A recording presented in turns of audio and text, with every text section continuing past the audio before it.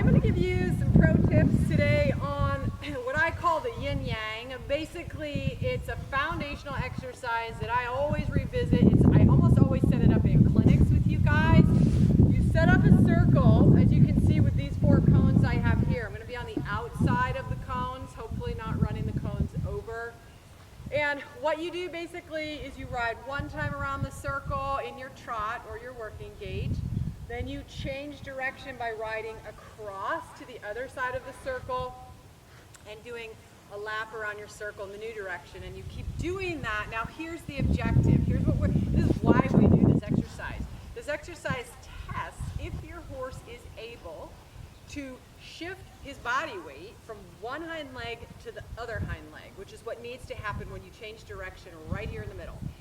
If instead of being able to do that task proficiently, what happens is your horse like stiffens up, or maybe gets worried if it's a young horse, or maybe is really weak on one hind limb versus the other, it'll usually have a tempo change. It'll either slow down and throw his head up in the air, or like try to dribble into the walk maybe through the middle. Some horses will like brace their neck and speed up, and obviously we don't want any of those, so we do the exercise to kind of check in and test how well things are working, but also to improve how well they're working. As with everything, I never drill this exercise for longer than 3 minutes at a time, because then the horse is just becoming kind of dull and robotic most often.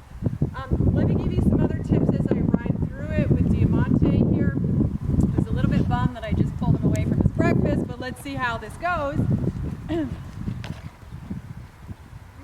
Stay close to the cones, and you want to look at the cones. I know that seems simple, but here's the thing. Many riders, I'll tell them, okay, if the next cone change direction, and they start going like this. Ride to this cone, and now turn across and look at that green cone. Through the middle, here's the tricky bit. Okay, that was pretty steady.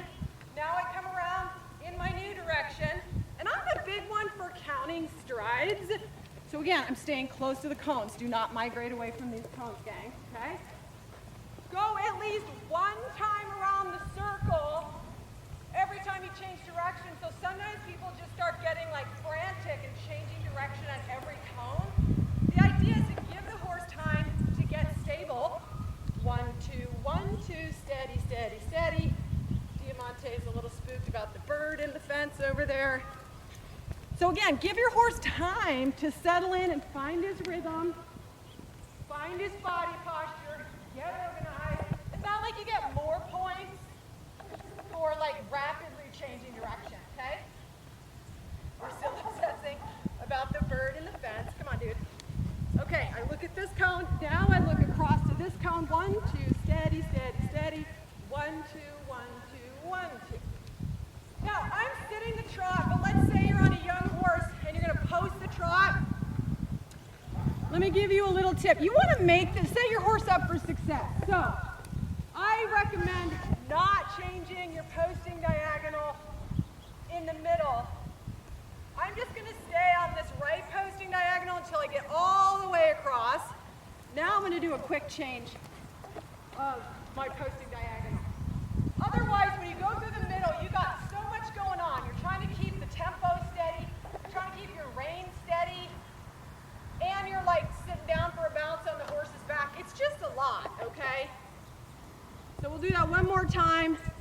So change here at this cone and look across. This gets you sitting up and looking up.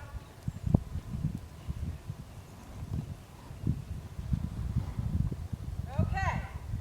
So that's the Yin Yang. Super useful exercise, gang.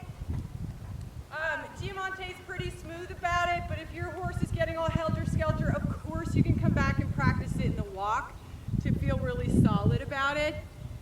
Always feel comfortable about doing that. All right, thanks for tuning in. This has been Jack Ballou with another horse fitness video for y'all.